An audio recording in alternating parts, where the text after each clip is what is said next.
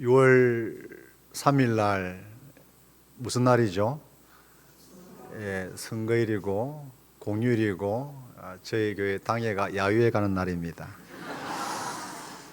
제가 우리 선거원들이 운동원들이 이제 저희 지역에도 많이 돌아다니는데 제가 그걸 보면서 현실적으로 깨닫는 거는 시의원, 구의원 나오는 사람들 제가 한 사람도 제대로 아는 사람이 없습니다.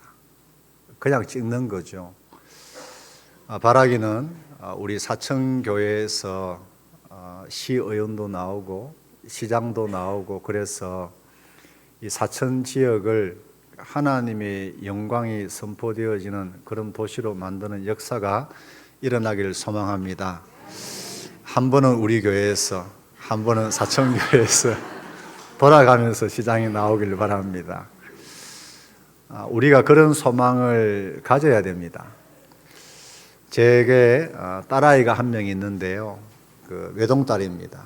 근데 지금 이제 서울로 공부를 하러 가면서 저희가 형편이 좀 그래서 한 2,000명 되는 우리 교단 교회인데 학사관에 들어가게 되어졌습니다. 제 아이와 통화를 할 때마다 또 교회 생활하는 이야기를 쭉 들을 때마다 제 마음속에 어떤 아쉬움이 있냐면 지금도 저는 제 기도 제목이 우리 아이가 거듭났다고 하는 분명한 표징을 확인하길 원합니다. 어렴풋이 믿음은 있는 것 같은데 하나님의 헌신된 일꾼으로 우리가 인정하기에는 부족한 그런 모습들이 있습니다. 그런 안타까운 마음을 가지고 제 딸아이 교회 이야기 듣다 보면 많이 아쉬운 거예요. 왜 청년부 담당 목사님이 이 아이의 중생을 점검해 주지 않고 있는가? 한 번만 더 이렇게 기도하고 이런 좀 노력을 했으면 좋겠는데라고 하는 아쉬운 마음을 가지고 있다가 재작년쯤인가 그런 고민들을 하고 기도하는데 하나님이 제 마음에 어떤 마음을 주시냐면 너는 어떻게 목회하고 있느냐? 만약에 다른 저와 같은 입장을 가진 어떤 분이 우리 교회에 자기 자녀를 주일학교 학생으로 청년부로 보내었을 때 저의 목회를 통해서 저의 설교를 통해서 그 아이가 거듭나게 하는 그런 목회를 하고 있는지 그걸 놓고 고민하면서 그런 긴장감을 가지고 목회와 설교를 감당하고 있는지를 돌아보게 하시더라고요. 바라기는 여러분 오늘 이 대한민국의 많은 그리스도인 가정에서 때로는 직장 때문에 때로는 진로 때문에 이 지역의 자녀들을 보내게 되어질 때 너나 없이 그런 고민을 할 겁니다. 어떤 교회를 보내지? 그러면서 담임 목사님에게 추천을 받기도 하고 이렇게 저렇게 수소문을 하게 되어질 때에 그들 마음 가운데 사천교회에 보내면 사천교회 주일학교에 보내면 믿고 안심할 수 있겠다. 그렇게 인정받는 이 교회가 되기를 예수님의 이름으로 축복합니다.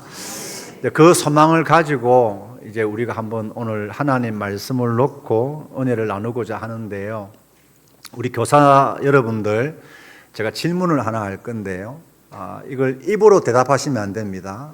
잘못하면 저도 민망해지고 여러분도 민망해지기 때문에 마음으로 한번 답을 해보시길 바랍니다.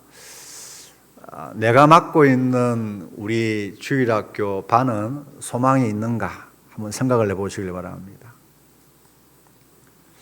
자, 우리 사천교회 성도 여러분, 이 사천교회는 소망이 있는가? 하나님의 축복의 통로가 될 만한 소망이 있는가 하는 것을 한번 스스로 질문을 해보시고 답을 하는데요. 확신이 강하게 오는 사람도 있을 것이고 뭔가 아직까지도 마음에 갸우뚱하는 그런 부분도 있을지 모르겠습니다. 그런데 확신을 가지든 그렇지 아니하든 그 이유가 중요한 겁니다. 제가 이 목회를 하면서 그 쭉 경험을 하다 보면 여러분 교회는 여러분 옳은 소리를 하는 곳이 아닙니다.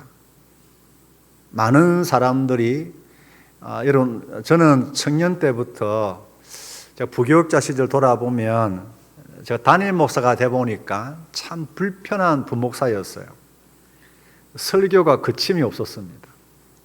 제가 강도사 시절에 굉장히 유명한 서울의 교회인데요. 전통적으로 그 교회에서 제 입에서 이 독사의 자식들하고 나올 정도로 그럴 만큼 돌아보니까 참 불편한 부목사였겠다 싶은 거예요. 그런데 말씀을 알아가면 알아갈수록 우리 그리스도인들이 착각하는 게 뭐냐면요, 내가 좀 개혁적인 소리를 한다고 믿음이 좋다고 착각을 하는 거예요. 여러분 교회는 옳은 말을 하는 곳이 아니라 덕을 세우는 말을 하는 곳인 줄을 여러분 믿으시길 바랍니다. 내 옳은 생각이 아니라 내 옳은 말이 아니라 하나님의 음성이 퍼져나가야 되는 곳인 줄을 여러분 기억하시길 바랍니다. 그걸 기억하면서요, 우리가 얼마나 자신을 속이냐 하면 여러분 우리가 예수 그리스도를 믿어 의인이 되어진 줄 여러분 믿으시길 바랍니다. 근데 그 고백할 때요, 내가 말 그대로 의인된 게 아니에요. 하나님이 의인으로 인정해 주실 뿐입니다. 이해되십니까? 우리는 주님 앞에 서는 그날까지 점점 더 성화되어져 가야 되는 존재예요. 주님이 다시 오시고 우리가 주님 앞에 서서 그때 우리가 영화가 되는 것이지, 우리는 이 땅을 살아가면서 여전히 죄의 이 본성이 우리 안에서 꿈틀거리고 있는 존재라는 것을 잊어버리시면 안 됩니다. 그래서 많은 사람들이 착각을 합니다. 조금 내가 예를 들면 TV에 보시면 또 인터넷에 보시면 그 NGO 단체들이 가난한 가정에 할머니를 모시고 폐지를 줍는 초등학생들을 보여주면서 ARS 뭡니까? 그걸 이렇게 구제금을 받으려고 하잖아요. 우리가 그걸 보면서 마음이 짠하고 눈물을 흘리면서 나는 좀 괜찮은 사람, 나는 참 믿음이 그래도 조금 들어간 사람 착각할 위험이 있습니다. 근데 여러분 우리 교회 근처에 어떤 분이 계시냐면 말 그대로 캣맘 아십니까? 고양이 엄마. 이분이 처음에는 자기 집 앞에서만 그렇게 하더니 지금은 거의 삼천포 한 3분의 1은 돌아다니면서요, 고양이 밥을 주는데 고양이 사료만 주는 게 아니고요, 우리도 먹기 힘든 고등어를 구워가지고 가끔씩 일주일에 한두 번 특식을 줘요. 듣기로는 이분이 한 달에 고양이 밥 주는 사료값이 300만 원이랍니다. 새벽에 제가 4시 반쯤에 교회에 도착하거든요. 그럼 그분이 교회 바로 앞에 집에 있는데, 그분이 그때 이제 그 리어카 있죠. 시장 보는 리어카 들고 큰 걸 들고 이제 동네를 돌기 시작합니다. 새벽기도 안 나오시는 분들 회개하시길 바랍니다. 고양이 밥 주는 사람도요, 새벽 4시부터 일어나가 준비해가지고 4시 반에 온 동네 돌아다녀요. 근데 여러분 그분이 좋은 사람일까요? 여러분 고양이 사료 말고요, 생선을 구워가지고 여러분 주면, 여러분 그런 장면 보신 분이 있습니까? 그 주변이 더러워집니다. 그 기름이 나오잖아요. 그러면 그 찐득찐득하고요, 막 조금만 시간이 지나면 시커멓게 오염이 돼요. 항상 그 생선을 우리 교회 담벼락에 갖다 놓고 자기 집에는 안 갖다 놔요. 인터넷에 올라와 있는 실화인데요, 어떤 동네에도 그런 아줌마가 있었나 봐요. 그 아주머니가 이제 고양이 밥을 주는데 그 남의 장사하는 편의점 그 입구에다가 그걸 갖다 놓는 거예요. 그러니까 이 주인이 장사가 이렇게 고양이를 좋아하는 사람도 있지만 싫어하는 사람도 있을 거 아닙니까? 그 장사가 안 되니까 그러지 마시라고, 그렇게 고양이 좋으면 다른 데나, 그럼 아주머니 집 앞에 갖다 놓으세요 하면서 싸움이 난 거예요. 경찰까지 온 거예요. 경찰도 행정적으로 그게 안 되나 봐요. 그래서 편의점 주인은 오직 타박을 하더라는 거죠. 이 편의점 주인이 화가 나가지고 그러냐고. 오케이. 그래서 이분이 그 다음날 그 아주머니 집 주변 담벼락에다가 고양이 물 사료를 쭉 갖다 놓은 거예요. 아주머니가 좋아하겠어요? 싫어하겠어요? 성질내는 거예요. 왜 우리 집 주변에 이렇게 하냐고, 집 더러워지게. 그러니까 이 편의점 사장님이 아니 그러면 왜 내 가게 앞에 그렇게 놔놓느냐고. 여러분, 캣맘의 그 마음이 우리의 마음이에요. 자기가 고양이 사랑하는 것 같아요. 그래서 자기 돈을 들여가지고 고양이 사료를 사와서 주기도 하고 물을 주는데요. 내 집은 더러워지면 안 돼요. 내가 고양이에게 사료뿐만이 아니라 일주일에 2번 특식까지 주면서 그 비싼 생선을 사와서 굽어가지고 주는데 절대로 우리 집 대문 앞에는 안 놔요. 더러우면 안 되니까. 여러분, 이 사람이 고양이 사랑하는 겁니까? 말할 수 없어요. 그러니까 우리가 하나님 앞에서 살아갈 때에 우리가 어떤 착각을 하면 안 되냐면요. 내가 좀 기도 많이 하고 봉사 많이 하면서 내가 좀 구원받을 만한 존재가 되었다 착각하시면 안 됩니다. 우리가 좀 죄송하지만 성경 구절 하나만 찾아보면 여러분 욥기 35장을 한번 보세요. 화면에 안 뜹니다. 여러분 욥기 35장 6절에서 8절을 보시면 욥과 세 친구들이 막 서로 막 논쟁하잖아요. 앞뒤 안 맞는 소리를 서로 막 비난하다가 엘리후가 젊으니까 옆에서 가만히 듣고 있다가 참다가 이제 말하기 시작하는 거예요. 여러분 35장 6절에서 8절입니다. 자, 시작. 그대가 범죄한들 하나님께 무슨 영향이 있겠으며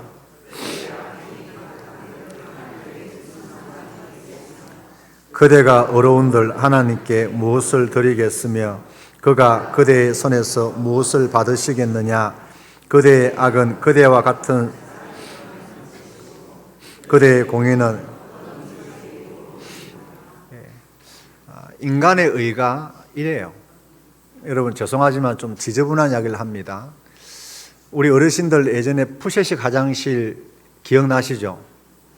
그때 그 배설물 위에 기어다니는 그 하얀 게 뭐죠? 노란 거. 그걸 뭐라고 부릅니까? 사천에서는 구더기. 구더기 2마리가 있어요. A 구더기, B 구더기가 있는데요. 방금 뭔가 하나 위에서 떨어졌어요. 그 A 구더기가 B 구더기에게 양보하는 거예요. 이 방금 떨어진 따뜻한 것을 내가 너에게 양보한다. 을을 행한 거예요. 그럼 그게 A 구더기가요, 방금 떨어진 걸 B 구더기한테 양보한 게 저한테 무슨 영향이 있겠어요? 하물며 비교할 수 없는 위대하신 하나님 앞에 우리가 교회를 섬기고 세상을 살아나가면서 어려운 행위를 한들 그게 하나님의 영광에 조금이라도 뭔가 더할 수 있겠습니까? 없어요. 제가 전에 말씀드렸는지 모르겠지만 가끔 저희 교회 장로님, 나이 많으신 분이, 연세 많으신 장로님이 이런 말씀을 하세요. 목사님, 우리 교회가 30년, 40년 전에 주일학교가 300명이어서 200명이어서 이렇게 한다고요. 제가 목회하면서 경험한 그대로 제가 질문을 합니다. 장로님, 그때 300명 학생들 지금 다른 교회라도 다니고 있습니까? 우리 교회가 아니면 자기의 삶의 형편이 뭐 이유 때문에 우리 교회를 못 나오더라도 그 우리의 노력의 그 열매가 진짜 성령의 열매라면 다른 교회라도 나가야 되죠. 맞죠? 그런데 우리가 그때 20년, 30년 전에 주일학교가 몇백 명이었습니다, 몇십 명이었습니다 라고 이야기할 때 그 사람들이 지금 교회 안 다니는 것을 뭐라고 설명하냐는 거죠. 그건 진짜 거듭나게 한 게 아닙니다. 우리 고민해 보셔야 됩니다. 제가 그런 말씀을 드린 적이 있어요. 제가 드리고자 하는 말씀은요, 여러분, 우리가 가지고 있는 능력 때문에, 내가 하고 있는 열심의 노력 때문에 우리 반이, 우리 교회가 소망이 있다 없다 판단하면 그건 잘못된 거예요. 또 하나 우리가 목적을 분명히 알아야 됩니다. 자, 우리 교사들 마태복음 28장 19절 20절입니다. 시작. 그러므로 너희는 가서 모든 족속으로 제자를 삼아 아버지와 아들과 성령의 이름으로 세례를 베풀고 내가 너희에게 분부한 모든 것을 가르쳐 지키게 하라. 볼지어다 내가 세상 끝날까지 항상 함께 있으리라. 자, 예수님이 우리에게 맡긴 사명이 뭡니까? 뭘 하라 그랬죠? 핵심이 뭐였습니까? 제자 삼는 거죠. 교회 나오게 하는 게 아니에요. 여러분, 저도 교사를 많이 했는데요. 제 기억은 교사 할 때면 한 3, 4월 되면요. 제 마음속에 내가 왜 한다고 했지. 전우사람한테 괜히 쏘가가지고 내가 후회하는 거예요. 너무 힘들거든요. 근데 여러분, 죄송하지만 교회 나오게 하려고 하면 간단해요. 떡볶이 사주고 맛있는 거 사주고요. 여러분, 지난주에 우리 교회 주일학교 중고등부 아이들이 경주월드 갔다 왔어요. 여러분 생각해 보세요. 경주월드 그 재밌는데 보내주는데 그 교회 나올 수 있어요. 근데 우리의 이 사역의 목적은 교회 나오게 만드는 게 아니라 예수 그리스도의 제자를 만드는 데 있는 줄 여러분 믿으시길 바랍니다. 그러니까 목적을 제대로 알고 내가 가지고 있는 내 인격이나 내 신앙의 수준이나 능력을 보면 사실은 소망이 별로 없는 거예요. 그렇죠? 여러분 고린도전서 12장 3절에 보시면 성령으로 아니하고서는 누구든지 예수를 주시라 할 수 없는 거예요. 여러분의 반 아이들이 예수님을 주님으로 고백할 수 있기를 축원드립니다. 근데 그게 내 힘으로 된다는 말이에요. 노력하면 된다는 말이에요. 기도 많이 하면 된다는 말이에요. 그래도 안 된다는 말이에요. 안 돼요. 성령이 역사하지 않으면 누구든지 예수를 주시라 할 수 없어요. 그러니까 우리가 내 사역의 열매가 어떤 모습이어야 되는가라고 하는 것과 내가 가지고 있는 신앙의 능력, 인격의 수준을 알면 사실은 절망할 수밖에 없어요. 그럼 우리가 어떻게 이 사역을 감당할 수 있는가? 여러분 이 본문을 한번 보세요. 창세기 37장으로 가보시면 한 집안의 이야기인데요. 이 집안은 그냥 집안이 아니죠. 하나님이 야곱의 아버지 이삭, 할아버지 아브라함을 부르셨어요.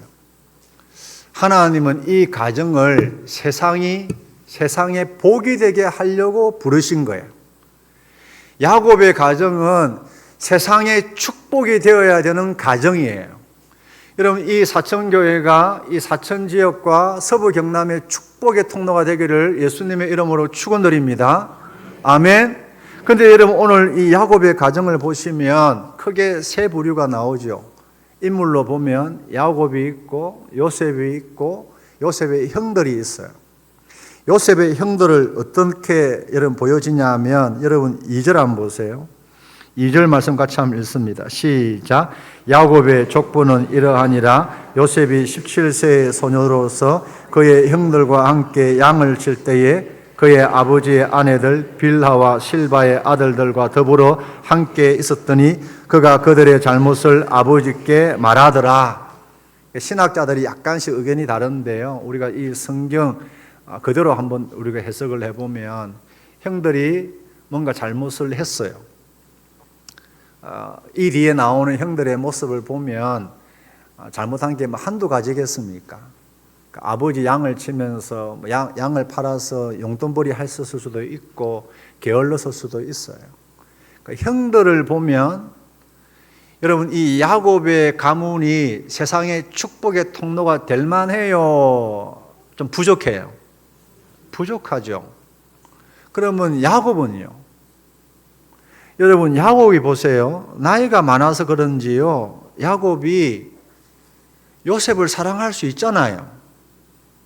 여러분 10손가락 깨물어서 안 아픈 손가락이 있습니까? 없습니까? 안 아프기는 하지만 더 정이 가는 손가락은 있죠. 자식을 키워도 마찬가지예요. 그런데 아쉬운 것은 야곱이 요셉을 사랑하는 게 뭐가 문제겠습니까? 그럼 지혜로운 아버지는 티를 내야 됩니까? 티를 내면 안 됩니까? 자식이 없습니까?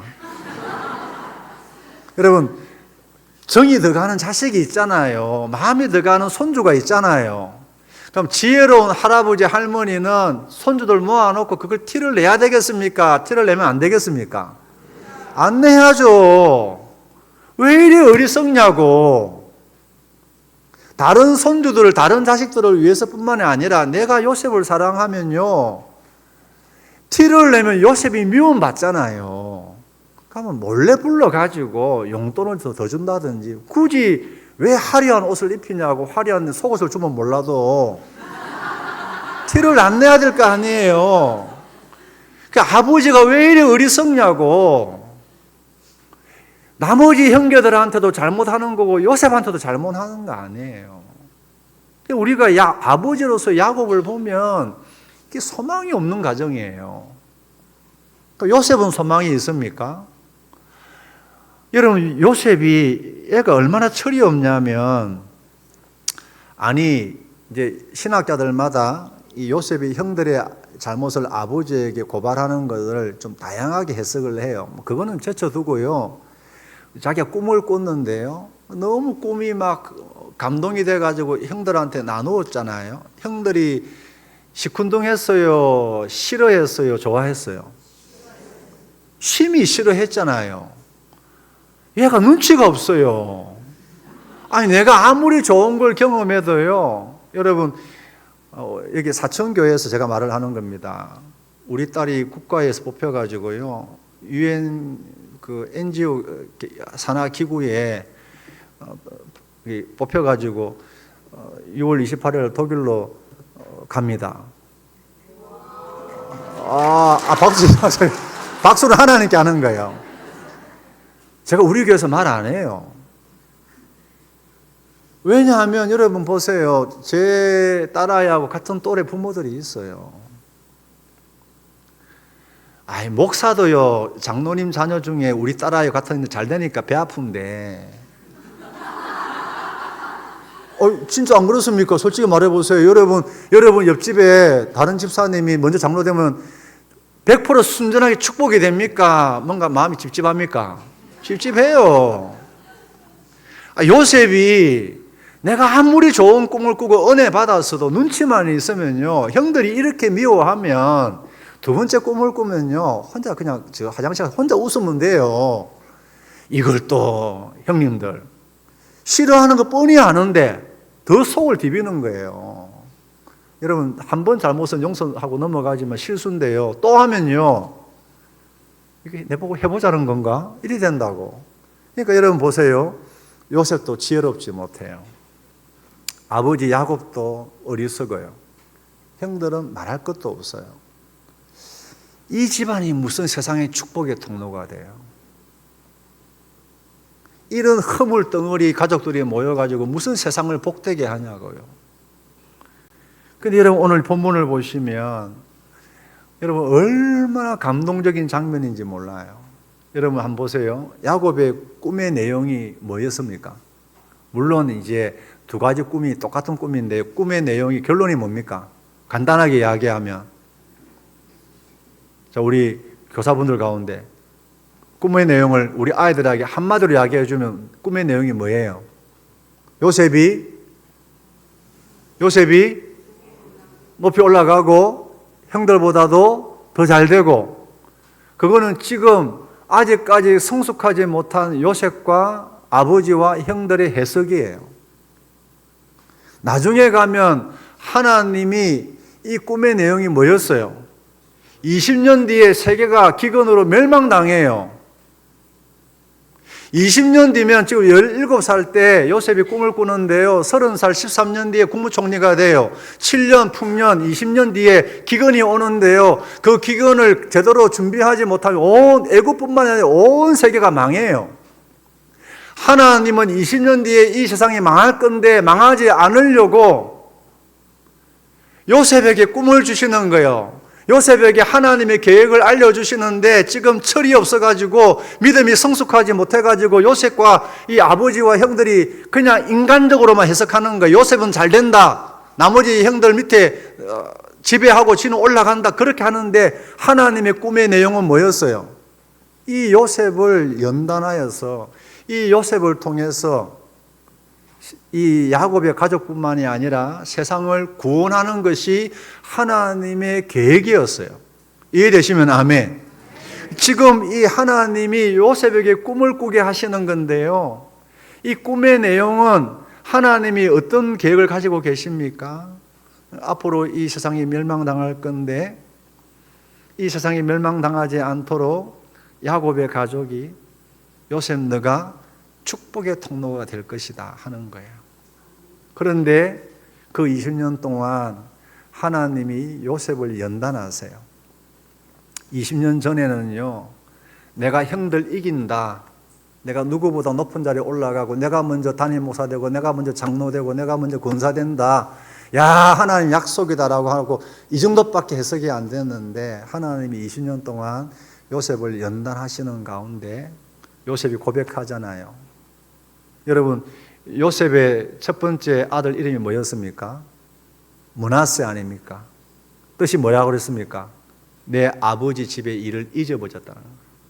무슨 말이냐면요, 그 전까지는 자다가 벌떡벌떡 일어났다는 거예요. 형들이 내 죽이려고 했던 그 눈빛들, 나를 노예로 팔아버리면서 돈 은이 20냥 받으면 희기덕거리던 그 모습들만 생각하면요, 이가 부득부득 갈리는 거예요. 자다가 잠을 깨는 거예요. 그런데 하나님이 자기를 만지시는데 형들한테 고백하죠. 형님들이 나를 이곳에 보낸 게 아닙니다. 하나님이 이 세상을 구원하시고 이 기근 가운데 우리 가족을 보호하시려고 하나님께서 나를 이곳에 보내신 줄 믿습니다. 고백하는 거예요. 바뀐 거죠. 창세기 38장에 보면 유다의 이야기가 나오는데 그거는 대표적으로 하나님이 이 요셉의 형들을 어떻게 다루셨는가 그걸 보여주는 거예요. 형들을 연단하죠. 그래서 이 유다가 뭡니까? 요셉을 파는데 앞장섰던 인물이지만 나중에 형제들이 화해하는데 제일 주도권을 가지고 쓰임받는 헌신하는 사람이 되는 거예요.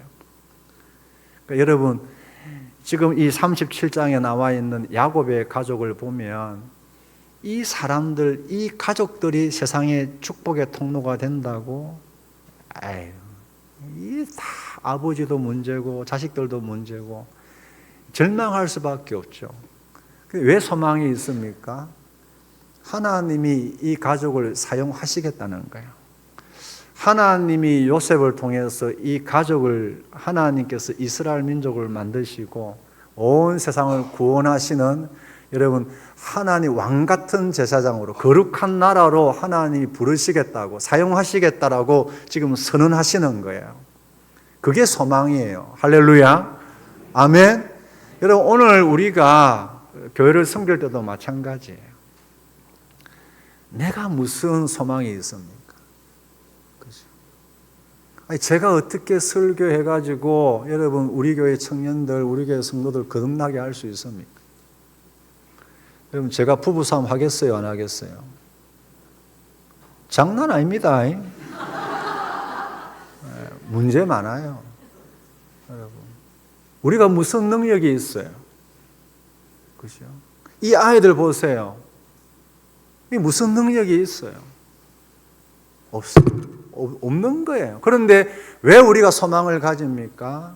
여러분, 다시 마태복음 28장 19절 20절 보시면요, 그 앞에 18절에 이런 말씀이 있어요. 예수께서 나와 일러 가라사대 하늘과 땅의 모든 권세를 주셨으니 그러므로 너희는 가서 제자 삼으라. 내가 세상 끝날까지 항상 함께 있으리라. 하나님, 예수님이 하시겠다는 거예요. 예수님이 하늘과 땅의 모든 권세를 가지고 너희들이 인격이 부족하고 능력이 부족하지만 이 명령에 순종하고자 제자 삼는 일에 헌신하기만 하면 하늘과 땅의 모든 권세를 가지고 내가 너희들과 함께하고 그리하여 너희들이 바울이 고백하는 것처럼 너희들이 씨를 뿌리고 물을 주고 별거 아니고 아무것도 아니지만 자라게 하시는 하나님이 너희들과 함께 하심으로 생명의 열매가 맺히겠다고 하나님이 우리에게 약속하신 거예요. 할렐루야. 여러분 그 마태복음 앞에 보시면요, 그 예수님 앞에 말씀을 듣는 이 무리들 가운데 그런 표현이 있습니다. 그 중에 아직 의심하는 자들도 있더니, 그러니까 예수님이 가서 제자 삼으라 이 사명 맡기실 때요, 그 중에는 다 믿음만 있었던 제자가 아니고요, 아직도 예수님의 부활을 믿지 못하는 사람들도 있었단 말이에요. 그런데 뭡니까? 내가 지금 의심하든 말든, 믿음이 부족하든 말든, 내 모양 지금 이 모습이 부끄럽든 말든 주님 명령이 귀한 줄 알고 주님 명령대로 순종하기만 하면, 순종하는 자리가 있기만 있으면 하늘과 땅의 모든 권세를 가지신 예수님이 나와 우리를 통해서 일하여 주심으로 저 인간이 제자되는 역사가, 저 말 안 듣는 아이가, 저게 사람 되겠나 싶은 아이가 내가 순종하여 나아갈 때 나를 통해서 예수님이 일하심으로 예수 그리스도의 제자를 만들어 가시겠다, 예수님의 약속입니다. 할렐루야. 말씀을 맺습니다. 여러분 이 창세기 37장의 장면을 잘 기억하십시오. 야곱의 가족은 소망이 없습니다. 그런데 소망이 있는 이유는 뭐냐면 하나님이 이 가족을 통해서 일하시기로 작정하셨기 때문에 그렇습니다. 하나님의 약속입니다. 하나님은 이 사천교회를 사용하기를 원하십니다. 이 교회를 통해서 이 교회 주일학교 있는 자들마다 예수 그리스도의 제자로 만들어 가시겠다고 하나님이 계획하시고 우리에게 약속하셨습니다. 오늘 우리가 부족하지만 주님, 내가 이 일에 내가 부족하지만 내가 순종하겠습니다. 내가 아무 능력이 없지만 주님이 씨를 뿌리라면 씨를 뿌리고 물을 주라면 물을 주겠습니다. 내 능력을 보면은 내가 씨를 뿌리면서도, 눈물을 흘리며 씨를 뿌리면서도 이게 열매가 날까 믿기지 않지만, 물을 주면서 여기에서 무슨 싹이 날까 내가 믿기지 않지만 자라나게 하시는 하나님께서 일하실 줄 믿습니다. 믿고 나아갈 때에 하나님 반드시 역사하실 줄 믿습니다. 기도하겠습니다. 하나님 아버지, 우리 사천교회 주일학교가 이 땅에 하나님의 축복의 통로가 되게 하여 주시옵소서. 주의 몸된 교회 섬기는 중에, 사명 감당하는 중에 내 자신을 보고 낙심이 될 때가 많이 있습니다. 내 신앙의 수준과 내 신앙의 인격을 보고 주저앉고 싶을 때가 많이 있습니다. 내게 맡겨진 영혼들 바라볼 때마다, 이 아이들을 향한 하나님의 소망을 바라볼 때마다 우리 마음속에 용기가 사라질 때가 많이 있습니다. 하나님, 이 하나님 말씀 기억하며 하나님께서 야곱의 가족을 통해서 세상을 구원하기로 계획하시고 선언하셨을 때에 그 말씀을 반드시 이루어 나가신 하나님이, 이 요셉의 하나님이, 야곱의 하나님이 나의 하나님이신 줄 믿습니다. 우리 주님께서 이 교회에, 이 사천 지역의 어린 생명들 예수 그리스도의 제자로 만들라고 사명을 주셨기에 그 사명에 순종하며 나아갈 때, 비록 우리는 인격이 부족하고 믿음이 부족하고 능력이 부족하지만 우리와 함께 하시는 하늘과 땅의 모든 권세를 가지신 예수님이 나를 통해서, 우리를 통해서 일하여 주심으로 반드시 열매가 맺힐 줄 믿습니다. 끝까지 충성하는 우리 사천교회 성도들, 우리 사천교회 주일학교 선생님들 되게 하여 주시옵소서. 그 하나님의 일하심을, 그 하나님께 쓰임받음을 간증하는 믿음이 되게 축복하여 주시옵소서. 예수님 이름으로 기도드리옵나이다. 아멘.